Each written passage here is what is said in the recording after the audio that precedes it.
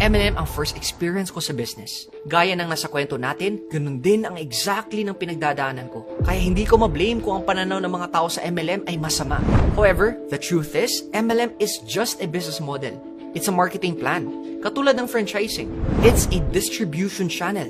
Hindi masama ang business model na ito, kundi paano ang mga members nagpo-promote. Though hindi ko na-achieve yung desired success ko through MLM, marami naman akong natutunan. I was first introduced to MLM when I was still in college. At dito na-open ang mind ko. Dati, wala naman talaga akong dreams tulad ng pagbili ng bahay o kotse. Feeling ko kasi dati na imposible ito, pero MLM opened my mind. Na kung may business ka, maaabot mo yung mga pangarap mo. Ang kagandahan, hindi mo kailangan mag-risk ng malaking halaga to learn business skills through MLM. In fact, I've literally invested millions in seminars, but I have to admit that natutunan ko 80% of it in my MLM journey. Dito ako natutong magbenta, natutong mag-build at mag-handle ng team. At dito ko rin na-discover ang passion ko for speaking. At kung tatanungin ako, MLM ang i-recommend sa mga anak ko to get hands-on business experience. Pero a word of warning, totoong hindi para sa lahat ang MLM. May mga tao lang talaga na mahilig makipag-meet ng mga ibang tao, mahilig sa team building at mahilig sa mga recruit-recruit. Meron ding iba na ginagawa ang network marketing dahil believer sila sa product. Nakatulong sa kanila yung product and that is why they are proud to promote it.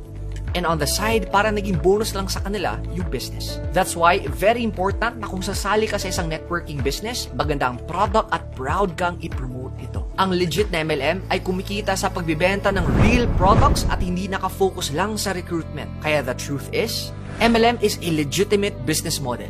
Naging masama lang ito dahil sa mga members doing unethical marketing strategies. But it's definitely the perfect training ground para sa mga startup entrepreneurs na hindi na kailangan mag-spend ng millions just to learn real-life business lessons. Ngayon, alam mo na ang katotohanan. Ito ang classic example of don't hate the player, hate the game.